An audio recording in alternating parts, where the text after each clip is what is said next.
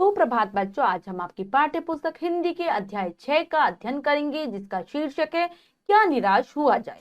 तो चलिए पाठ को पढ़ते हैं और जानते हैं पाठ के विषय में विस्तार पूर्वक। अध्याय 6, क्या निराश हुआ जाए। पाठ परिचय जान लेते हैं। प्रस्तुत पाठ में स्वतंत्रता प्राप्ति के पश्चात भी देश में व्याप्त बेईमानी और भ्रष्टाचार को दर्शाया गया है, किंतु लेखक को विश्वास है कि आज भी संयम, सेवा, सच्चाई और आध्यात्मिकता के मूल्य बने हुए हैं। फिर दब अवश्य गए हैं किंतु मिटे नहीं हैं। तो पाठ के माध्यम से लेखक बताना चाह रहे हैं कि हमारे देश में स्वतंत्रता प्राप्ति के बाद जो बेईमानी, भ्रष्टाचार का जो माहौल चारों तरफ फैला हुआ है, वो सब तरफ उसको दिखाई दे रहा है। लेकिन लेखक ये विश्वास करता है कि हमारे देश में इन चीजों के साथ साथ लोगों के अंदर अब भी संयम है, सेवा है, सच्चाई और आध्यात्मिकता की भावनाएं भी हैं। वो आज हमें दिखाई नहीं दे रही, क्योंकि ये चीजें कुछ दब गई हैं, लेकिन व्यक्ति के अंदर से ये सब समाप्त नहीं हुई हैं। इसीलिए इन सब के बारे में सोचकर हताश होने की, निराश होने की आवश्यकता नहीं है। विस्तार पूर्वक पढ़ते हैं और समझते हैं पाठ को कि वास्तव में लेखक हमें क्या समझाना चाह रहे हैं। मेरा मन कभी कभी बैठ जाता है।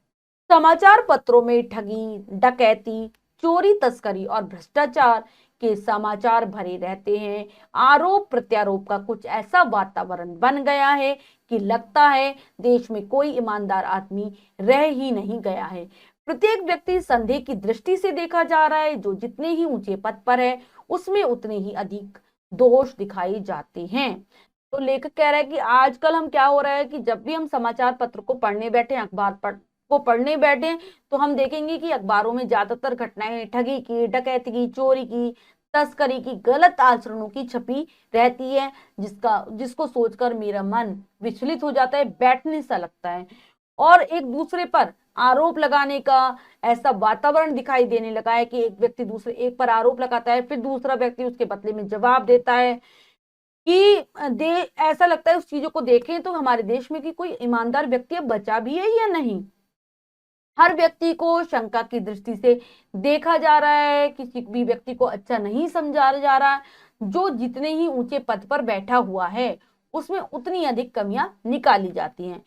एक बहुत बड़े आदमी ने मुझसे एक बार कहा था कि इस समय सुखी वही है जो कुछ नहीं करता।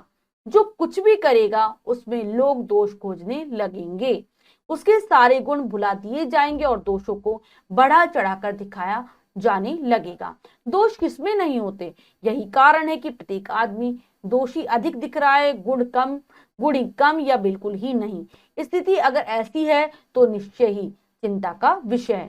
क्या कह रहे हैं, एक आदमी, लेखक कह रहे एक बार मुझे एक बहुत बड़ा आदमी मिला था, उसने मुझसे ये बात कही थी कि हमारे जो संसार है, हमारा जो जीवन अब आजकल का जो चल रहा है, उसमें केवल वही व्यक्ति सुख के साथ रह सकता है जो कुछ भी नहीं करता।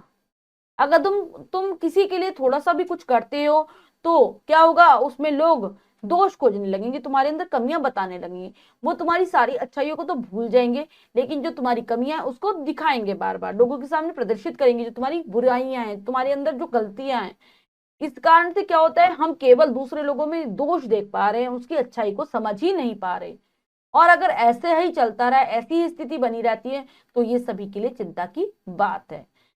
क्या यही भारतवर्ष है जिसका सपना तिलक और गांधी ने देखा था? रविंद्रनाथ टैगोर और मदन मोहन मालवीय का महान संस्कृत सभ्य भारतवर्ष किस अतीत के गह्वर में डूब गया?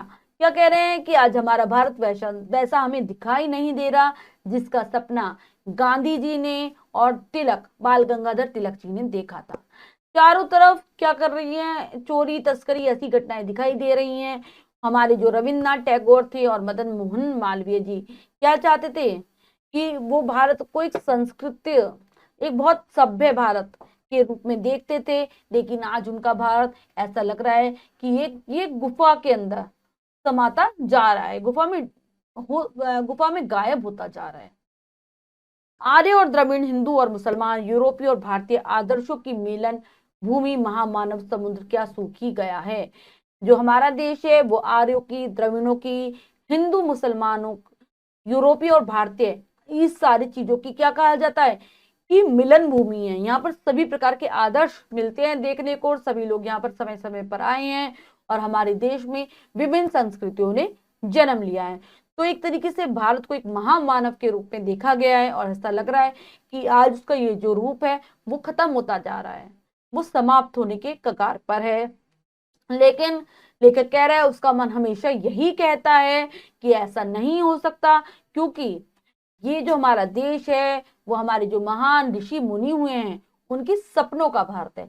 जो सपना उन्होंने हमारे देश के लिए देखा था, ये उसी सपने का भारत है। यह सही है कि इन दिनों कुछ ऐसा माहौल बना है कि ईमानदारी से मेहनत करके जीविका चलाने वाले निरीह और भोले भाले श्रमजीवी पिस रहे हैं, और झूठ तथा फरेब का रोजगार करने वाले फल फूल रहे हैं। ईमानदारी को मूर्खता का पर्याय समझा जाने लगा है। सच्चाई केवल भीरू और बेबस लोगों के हिस्से पड़ी है। ऐसी स्थिति में जीवन के महान मूल्यों के बारे में लोगों की आस्था हिलने लगी है। क्या कह रहे हैं कि ये है कि ऐसा हो रहा है आजकल की चारों तरफ हमें ऐसा वातावरण दिखाई दे रहा है कि जो मेहनत से जो लोग काम कर रहे हैं, जो श्रमजीवी हैं, वो बिल्कुल क्या कर रहे हैं, वो बिल्कुल बेचारे लाचार हो गए हैं, और वो काम के बोझ तले दबते जा रहे हैं, उन्हीं काम में पीसा जा रहा है। और जो झूठ बोलते हैं, फरेब करते हैं, यानी कि धोखा देते हैं दूसरों को, उनका जो काम है वो निरंतर बढ़ रहा है, वो उन्नति के शिखरों पर पहुंच रहे हैं। जो आजकल ईमानदार जो लोग हैं उनको मूर्ख समझा जाने लगा है। जो लोग सच बोलते हैं उन्हें केवल डरपोक और लाचार माना जाने लगा है। तो ऐसी स्थिति में अगर हमारे सामने हमें ऐसी स्थिति दिखाई दे रही है, तो सब लोगों को क्या है, जो भी हमारे पुराने आदर्श थे, हमारे जो मूल्य थे, उनके लोगों उन पर जो विश्वास था लोगों का बना हुआ, वो डगमगाने लगा है। परंतु ऊपर ऊपर जो कुछ दिखाई दे रहा है वह बहुत ही हाल की मनुष्य की निर्मित नीतियों की त्रुटियों की देन है। क्या कह रहे हैं, जो हमें ये सारी चीजें जो दिखाई दे रही हैं, इसमें बहुत कुछ किसके कारण हो रहा है, जो हमारे समाज में जो व्यक्ति रहते हैं वो जो नई नई नीतियां बनाते रहते हैं, और उन नीतियों में जो गलतियां रह जाती उनके कारण ये सब कुछ हो रहा है। सदा मानव बुद्धि नई परिस्थितियों का सामना करने के लिए नए सामाजिक विधि निषेधों को बनाती है, उनको ठीक साबित न होने पर उन्हें बदलती है। नियम कानून सबके लिए बनाए जाते हैं, पर सबके लिए कभी कभी एक ही नियम सुकर नहीं होते। सामाजिक कायदे कानून कभी युग युग से परीक्षित आदर्शों से टकराते हैं। इससे ऊपरी सतह आलोड़ित भी होती है, पहले भी हुआ है, आगे भी होगा। उसे देखकर हताश हो जाना ठीक नहीं है। क्या कह रहे हैं, जो हमारी मानव बुद्धि है, यानी कि जो हमारे समाज में बुद्धिमान लोग रहते हैं, क्योंकि हमारे सामने हमेशा एक सी परिस्थिति नहीं रहती, एक से हालात हमारे नहीं रहते, तो इन परिस्थितियों का सामना करने के लिए क्या होती है, समाज के द्वारा, कानून के द्वारा अलग अलग नए नए प्रकार के नियम बनाए जाते हैं। कई बार वो नियम ठीक साबित नहीं होते तो उन नियमों को बदला जाता है। तो ये जो नियम होते हैं, ये जो कानून होते हैं, ये सभी व्यक्तियों के लिए समान रूप से बनाए जाते हैं। लेकिन जो भी नियम बनाए जाते हैं वो ऐसा हमेशा नहीं होता कि वो सभी लोगों के को सुख प्रदान करें, क्योंकि ये जो नियम कानून है, जो हमारे आदर्श जो पहले से चले आ रहे हैं, इन दोनों में आपस में टकराव की स्थिति उत्पन्न होने लगती है, और जो इसकी ऊपरी जो सतह है उसको क्या करती है, उसमें बार बार विचारित होती है, यानी कि बार बार उसमें विचारों का खोज होती रहती है। और क्या होता है कि हर चीज क्योंकि हर व्यक्ति के लिए अच्छी नहीं है, कुछ चीजें कुछ व्यक्तियों के लिए अच्छी होती है, कुछ चीजें दूसरे व्यक्तियों के लिए अच्छी होती है। तो इसी प्रकार से नियम और कानून का भी होता है, वो सबके लिए बराबर रूप से नहीं होते। तो लोग क्या होते हैं, आपस में जब टकराव होने लगता है लोगों में, तो समाज में क्या होने लगता है, भ्रष्टाचार, ये सारी चीजें बढ़ने लगती है। सब लोग अपना अपना स्वार्थ खोजने लगते हैं। लेकिन इन चीजों को देखकर हताश होने की, निराश होने की आवश्यकता नहीं है। भारतवर्ष में कभी भी भौतिक वस्तुओं के संग्रह को अधिक महत्व नहीं दिया गया है। उसकी दृष्टि से मनुष्य के भीतर जो महान आंतरिक तत्व स्थिर भाव से बैठा हुआ है वही चरम और परम है। क्या कह रहे हैं, हमारे देश में कभी भी भारी चीज को इकट्ठा करने पर ध्यान नहीं दिया गया, उसको महत्व नहीं दिया गया, केवल हमारे अंदर जो चीजें उनको ही महत्व दिया गया है। तो हमारे ऊपर जो भी चीजें ला दी जाती हैं, अगर वो हमारे पक्ष में नहीं है तो हमें उन्हें इकट्ठा करने की आवश्यकता नहीं है। केवल हम अपने मन की बातों को सुने कि हमारे मन में जो कह रहा है वो कौन सी बातें सही है और कौन सी बातें गलत है। लोभ मोह काम क्रोध आदि विकार मनुष्य में स्वाभाविक रूप से विद्यमान रहते हैं, पर उन्हें प्रधान शक्ति मान लेना और अपने मन तथा बुद्धि को उन्हीं के इशारे पर छोड़ देना बहुत निकृष्ट आचरण है। कि हमारे हर व्यक्ति के अंदर लोभ भी होता है, मोह भी होता है, काम और क्रोध, ये सारी भावनाएं होती है, ये सारी चीजें मनुष्य के स्वभाव में रहती है, हर प्राणी के अंदर रहती है ये। लेकिन अगर हम इसको मुख्य चीज मान ले तो ये गलत होगा। अगर हम अपने मन को अपनी बुद्धि को इसी के अनुसार ढाल लें तो ये हमारा बहुत नीचता वाला आचरण होगा। क्योंकि भारतवर्ष में ऐसी चीजों को कभी उचित नहीं माना गया। सदा हमें शिक्षा दी गई है कि हम संयम में रहें, अपने आप को नियंत्रण करके रहें। परंतु भूख की उपेक्षा नहीं की जा सकती, बीमार के लिए दवा की उपेक्षा नहीं की जा सकती, गुमराह को ठीक रास्ते पर ले जाने के उपायों की उपेक्षा नहीं की जा सकती। लेकिन हम ये भी नहीं बोल सकते हैं कि व्यक्ति को अगर भूख लगी है तो उसे भोजन की आवश्यकता है, बीमार है तो उसे दवा की आवश्यकता है, और जो व्यक्ति गलत राह पर मुड़ गया है उसे सही राह पर लाने की आवश्यकता है। तो ये सारे जो नियम है, कायदे हैं, वो हमें क्या करते हैं, इन चीजों में बांध कर रखते हैं। लेकिन व्यक्ति क्या होता है, कई बार भूख की वजह से या अपनी जरूरतों को पूरा करने के लिए उन नियमों कायदों को मानता नहीं है और अपनी राह से भटक जाता है। हुआ यह है कि देश के कोटि कोटि दरिद्र जनों की हीन अवस्था को दूर करने के लिए अनेक कायदे कानून बनाए गए हैं, जो कृषि, उद्योग, वाणिज्य, शिक्षा और स्वास्थ्य की स्थिति को अधिक उन्नत और सुचारू बनाने के लक्ष्य से प्रेरित है। परंतु जिन लोगों को इन कार्यों में लगना है उनका मन सब समय पवित्र नहीं होता। प्राय ही वे लक्ष्य को भूल जाते हैं और अपनी ही सुख सुविधा की ओर ज्यादा ध्यान देने लगते हैं। हमारे देश में बहुत सारे गरीब लोग रहते हैं, उनकी गरीबी को दूर करने के लिए बहुत सारे नियम बनाए गए हैं, कानून बनाए गए हैं, जो कि कृषि से, उद्योग से, वाणिज्य से, शिक्षा और स्वास्थ्य सभी से संबंधित है। उनकी इस स्थिति में सुधार करने के लिए ये बनाए गए हैं, उनके जीवन को सुचारू रूप से चलाना ही इनका उद्देश्य है। लेकिन बहुत सारे लोग जो हैं इन कार्यों में लगे हुए हैं, इन कार्यों के लिए नियुक्त किए गए हैं, लेकिन उनका मन हमेशा क्या होता है, सही नहीं रहता, पवित्र नहीं रहता, कार्य में उनका मन पूरी तरीके से नहीं लगा होता, और वे अपने जो उनको करना है वो इस चीज को भूल जाते हैं और अपने बारे में सोचने लगते हैं, अपनी सुख सुविधाओं पर ध्यान देने लगते हैं, स्वार्थी बन जाते हैं। जो पैसा इस कार्य के लिए दिया जाता है वो उसे अपने लिए प्रयोग करने लगते हैं। व्यक्ति चित्त सब समय आदर्शों द्वारा चालित नहीं होता। जितने बड़े पैमाने पर इन क्षेत्रों में मनुष्य की उन्नति के विधान बनाए गए हैं, उतनी ही मात्रा में लोभ मोह जैसे विकार भी विस्तृत होते गए। लक्ष्य की बात भूल गई, आदर्शों को मजाक का विषय बनाया गया और संयम को दकियानुसी मान लिया गया। परिणाम जो होना था वह हो रहा है। यह कुछ थोड़े से लोगों के बढ़ते हुए लोभ का नतीजा है, परंतु इससे भारतवर्ष के पुराने आदर्श और भी अधिक स्पष्ट रूप से महान और उपयोगी दिखाई देने लगे हैं। तो जो व्यक्ति है वो हमेशा आदर्शों के द्वारा, आपने जो हमारे जो आदर्श हैं उस पर नहीं चल पाते। बड़े बड़े पैमाने पर जो मनुष्य की उन्नति के लिए जो कार्य किए जा रहे हैं, लेकिन लोगों के अंदर लोभ भी बढ़ रहा है और मोह भी बढ़ रहा है। वो जो करना चाहिए उन्हें वो कार्य नहीं करते और केवल अपना अपना ही स्वार्थ सोचते हैं। आदर्शों को वो मजाक बना देते हैं और जो लोग संयम का धारण करते हैं उनको पुरानी चीजें बताते हैं, दकियानूसी बताते हैं, और इसके कारण सब कुछ बिगड़ गया है। जो जैसा होना चाहिए था वो नहीं हो रहा, बल्कि क्या हो रहा है, बुराइयां बढ़ रही हैं समाज में। ये थोड़े से लोगों के कारण हो रहा है, जो थोड़े से लोग लालच करते हैं।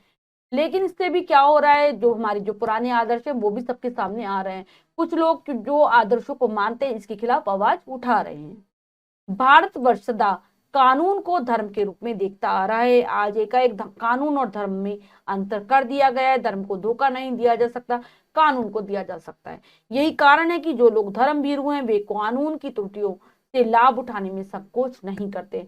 तो हमारा जो देश है वो प्राचीन काल से धर्म और कानून को समान रूप से मानता आ रहा है, लेकिन आज कानून और धर्म में अंतर बता कर दिया है कुछ लोगों ने। हम धर्म को धोखा नहीं दे सकते, हमें क्योंकि धर्म हमें बताता है कि हमें ये कार्य करना है, हमें ये कार्य नहीं करना, लेकिन हम कानून की नजरों में धूल झोंक सकते हैं। जो लोग धर्म को तो मानते हैं, लेकिन जब वो देखते हैं धर्म और कानून एक नहीं है, तो वो कानून को धोखा देने लगते हैं।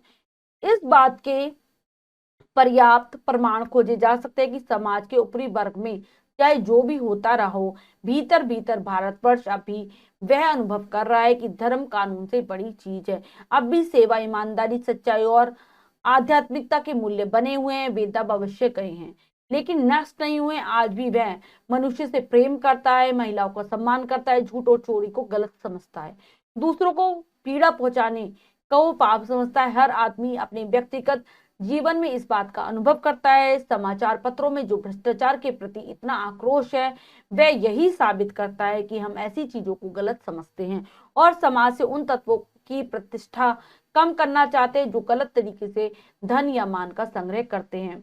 तो इस बात की हमें आज भी अगर हम देखें तो हमें प्रमाण मिल ही जाएंगे, सबूत मिल ही जाएंगे कि समाज में ऊपरी वर्ग चाहे जो भी दिखाए अपने आप में, लेकिन भारतवर्ष में धर्म को अब भी कानून से ऊपर माना जाता है। इसी कारण से लोग सेवा करते हैं, ईमानदारी, सच्चाई और आध्यात्मिकता के मूल्यों को अपनाते हैं। ये चाहे दब गए हों, लेकिन खत्म नहीं हुए हैं। आज भी क्या कर रहे हैं लोग, धर्म के कारण ही क्या कर रहे हैं, एक दूसरे से प्रेम कर रहे हैं, महिलाओं का सम्मान कर रहे हैं, झूठ और चोरी को गलत मानते हैं, दूसरों को कष्ट पहुंचाने को पाप समझते हैं, क्योंकि धर्म में ये सारी चीजें बताई गई हैं। और हर व्यक्ति ये अनुभव करता है, ये सारी चीजों को अनुभव करता है।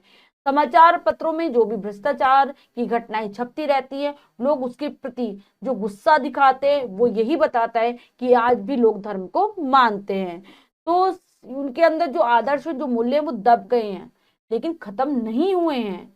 लोग उनके खिलाफ विरोध करते हैं जो गलत तरीके से क्या करते हैं, धन का संग्रह करते हैं और मान को कमाते हैं, सम्मान को कमाते हैं। दोषों का पर्दाफाश करना बुरी बात नहीं है। बुराई यह मालूम होती है कि किसी के आचरण के गलत पक्ष को उद्घाटित करते समय उसमें रस लिया जाता है और दोषोद्घाटन को एकमात्र कर्तव्य मान लिया जाता है। बुराई में रस लेना बुरी बात है, अच्छाई को उतना ही रस लेकर उजागर न करना और भी बुरी बात है। सैकड़ों घटनाएं ऐसी घटती हैं जिन्हें उजागर करने से लोक चित्त में अच्छाई के प्रति अच्छी भावना जगती है। तो लेखक कह रहा है कि हमें दोषों को, दूसरे के दोषों को तो दिखाना चाहिए, इसमें कोई बुरी बात नहीं है कि अगर कोई किसी इंसान में दोष है, बुराइयां हैं, हम उसको बताएं। लेकिन किसी को के दोषों का अगर हम बता रहे हैं, किसी की बुराइयों को बता रहे हैं, तो हम उसमें मजा ना लें, उसमें रस ना लें। क्योंकि लोग क्या करते हैं, दूसरों की बुराई करने को ही अपना मुख्य काम मान लेते हैं, सारे काम छोड़कर वो उसमें मजा लेने लगते हैं। ये गलत है, बहुत गलत बात है। और अगर इसके उतना ही गलत बात ये भी है कि किसी व्यक्ति में अच्छाई है तो हम सबके सामने उस चीज को ना दिखाएं, उसमें ना मजा लें। क्योंकि अगर हम किसी की अच्छाई बताएंगे नहीं तो समाज को उससे प्रेरणा कहाँ से मिलेगी। क्योंकि लोग जब देखते हैं दूसरे को अच्छाई करते हुए तो उनके अंदर भी ये भावना उत्पन्न होती है।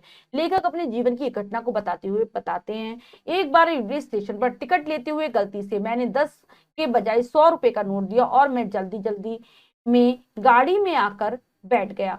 थोड़ी देर में टिकट बाबू, उन दिनों के सेकंड क्लास के डिब्बे में हर आदमी का चेहरा पहचानता हुआ उपस्थित हुआ। उसने मुझे पहचान लिया और बड़ी विनम्रता के साथ मेरे हाथ में 90 रुपए रख दिए और बोला, यह बहुत बड़ी गलती हो गई थी, आपने भी नहीं देखा, मैंने भी नहीं देखा। उसके चेहरे पर विचित्र संतोष की गरिमा थी। मैं चकित रह गया। लेखक कह रहा है वो रेलवे स्टेशन पर टिकट लेता है और गलती से टिकट बाबू को 10 की जगह 100 का नोट दे देता है और फिर डिब्बे में आकर बैठ जाता है। तो थोड़ी देर में क्या देखता है वो कि टिकट बाबू उसको ढूंढते हुए रेल के डिब्बे में आ गए और उसका चेहरा पहचानते उसके हाथ पर 90 रुपए उन्होंने रख दिए और कहा कि बहुत बड़ी गलती हो गई मुझसे, आपने भी नहीं ध्यान दिया और मैंने भी ध्यान नहीं दिया। और ये कहते हुए उनके चेहरे पर जो संतोष था, जो शांति थी, उसको देखकर मैं हैरान था।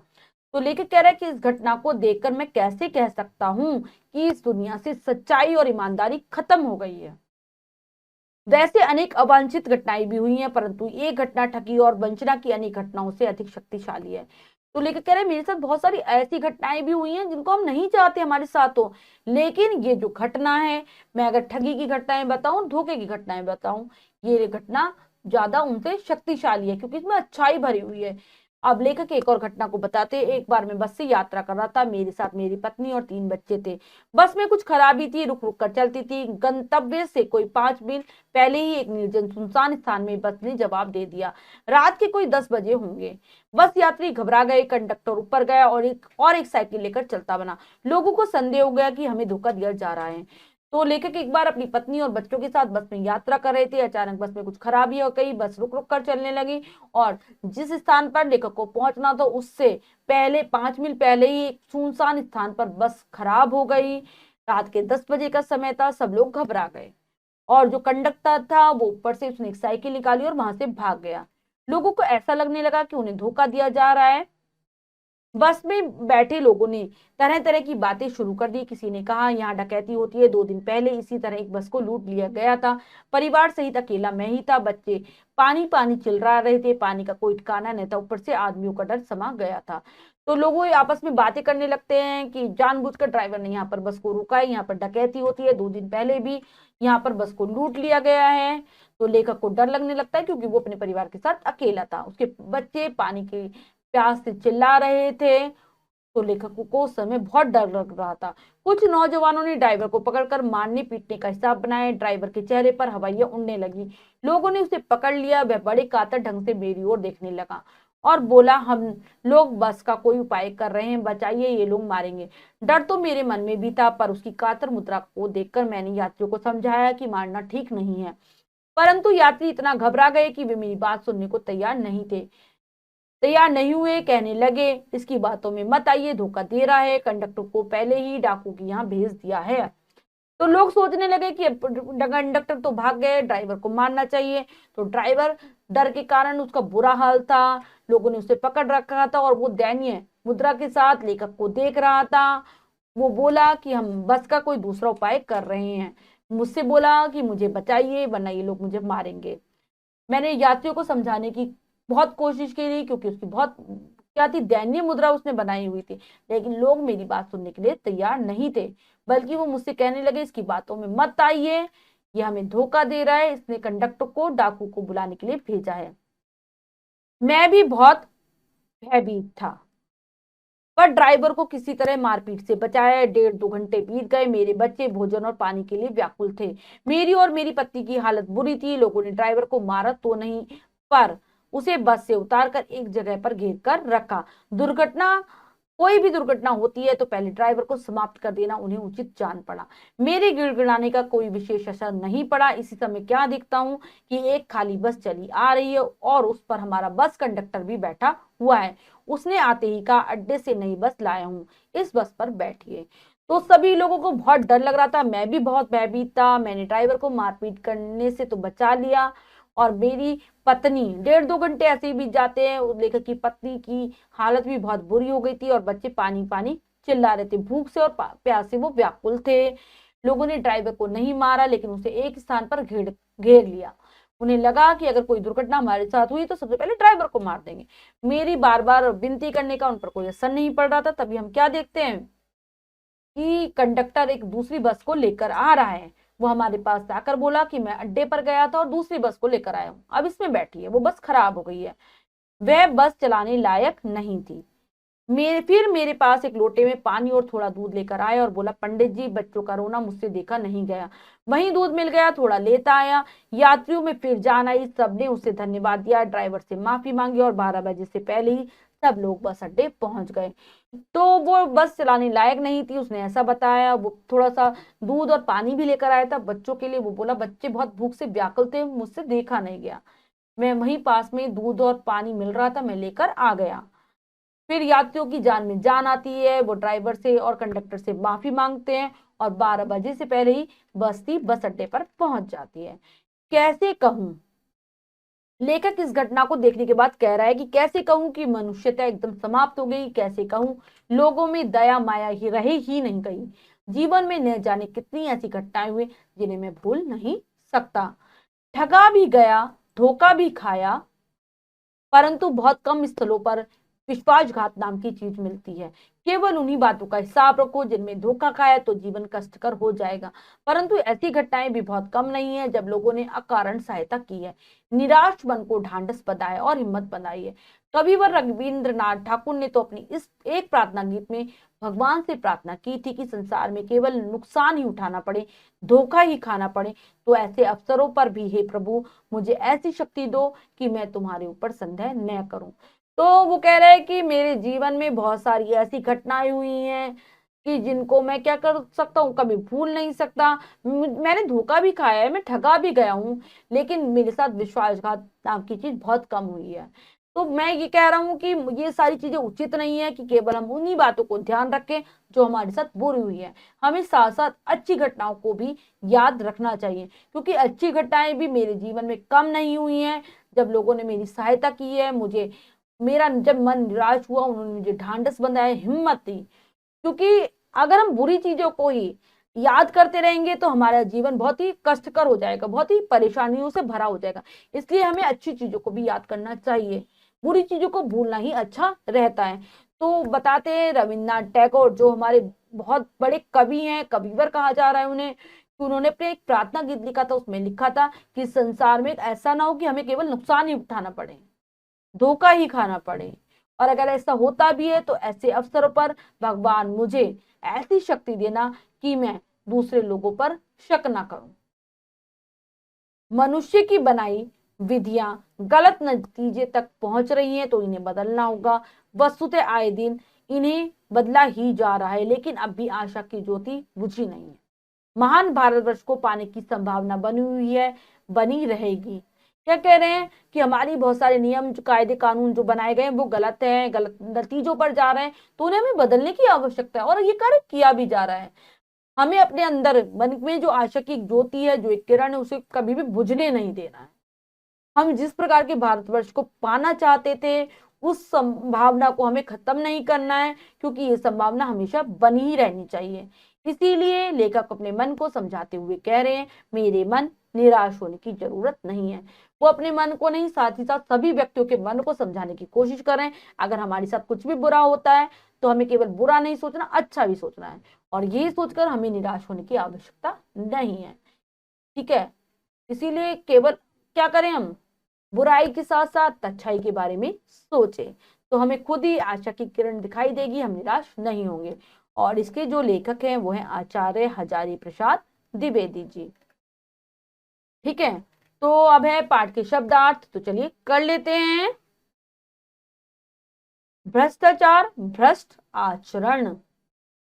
गहवर गुफा, निरीह निर्दोष, आलोड़ित विचारित, प्रतिष्ठा प्रसिद्धि, वंचना धोखा देना, कातर भयभीत डरपोक।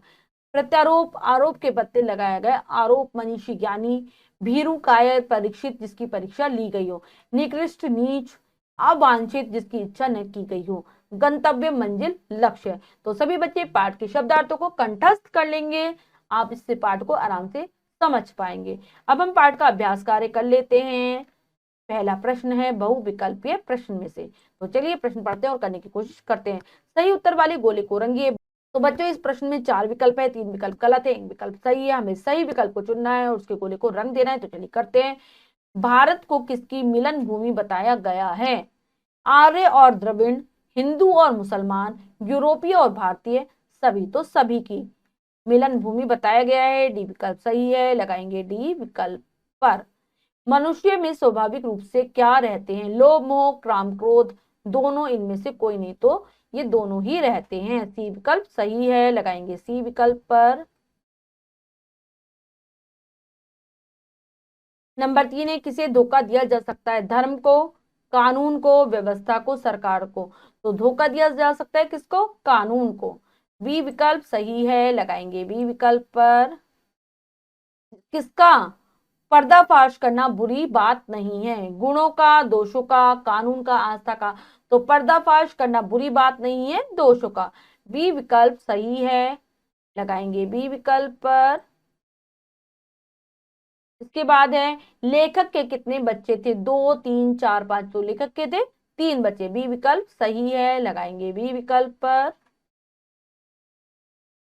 नेक्स्ट है लिखित प्रश्न। तो बच्चों अगला जो प्रश्न है, निम्नलिखित वाक्यों में रिक्त स्थानों की पूर्ति कोष्टक में दिए उचित शब्दों से कीजिए। तो बच्चों यहाँ पर कुछ वाक्य दिए गए जो कि अधूरे हैं, बराबर में कोष्टक में दो दो शब्द हैं जिनमें से एक शब्द सही है और एक शब्द गलत है। हमें उचित शब्दों के द्वारा इन वाक्यों की पूर्ति करनी है। तो चलिए कर लेते हैं। जो जितने ऊंचे पद पर है उनमें उतने ही अधिक रिक्त स्थान दिखाए जाते हैं। अच्छाई दोष, तो उनमें उतने ही अधिक दोष दिखाए जाते हैं। लिखेंगे दोष। नियम, रिक्त स्थान सबके लिए बनाए जाते हैं। नियम। कानून आ जाएगा कानून।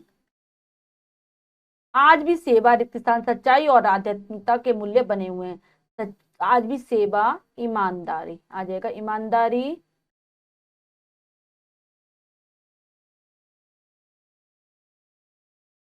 ड्राइवर के चेहरे पर रिक्त स्थान उड़ने लगी। हवाएं, हवाइयां, तो हवाइयां उड़ने लगी। लिखेंगे हवाइयां। मेरी और मेरी पत्नी की रिक्त स्थान बुरी थी। हालत, स्थिति, तो हालत बुरी थी। इसके बाद अगला प्रश्न है, निम्नलिखित वाक्यों के सामने पाठ के अनुसार क्रमांक लिखिए। तो बच्चों यहाँ पर कुछ वाक्य दिए गए हैं, इन्हें हमें क्रमांक देना है जिस प्रकार से पाठ में आए हैं। तो चलिए पहले वाक्य पढ़ लेते हैं। व्यक्ति चित्त सब समय आदर्शों द्वारा चालित नहीं होता। मेरे बच्चे, भोजन और पत्नी पानी के लिए व्याकुल थे। आज एकाएक कानून और धर्म में अंतर कर दिया गया है। प्रत्येक व्यक्ति संदेह की दृष्टि से दिखाया जा रहा है। झूठ फरेब का रोजगार करने वाले फूल रहे हैं। तो सबसे पहले 3, फिर 5, फिर 4, फिर 1 और फिर 2। उसके बाद जो हमारा अगला प्रश्न है, निम्नलिखित प्रश्नों के उत्तर लिखिए। ये कार्य आप स्वयं करेंगे अपनी अभ्यास पुस्तिका में। पाठ को ध्यान पूर्वक पढ़ेंगे तो आपको इन प्रश्नों के उत्तर आसानी से मिल जाएंगे। तो बच्चों आज हमने पाठ के माध्यम से जाना कि हमें मन को निराश करने की आवश्यकता नहीं है। हमारे मन में हमेशा आशा बनी रहनी चाहिए। हमें केवल दूसरों के अंदर बुराइयां नहीं देखनी चाहिए, हमें अच्छाइयां भी देखनी चाहिए। आशा करती हूँ आपको पाठ अच्छे से समझ आ गया होगा। पाठ को फिर से उच्चारण के साथ जरूर पढ़ेंगे, अभ्यास कार्य को पूर्ण कर लेंगे और शब्दार्थों को याद कर लेंगे। मिलते हैं अगली कक्षा में नए पाठ के साथ। तब तक के लिए स्वस्थ रहिए, प्रसन्न रहिए। धन्यवाद।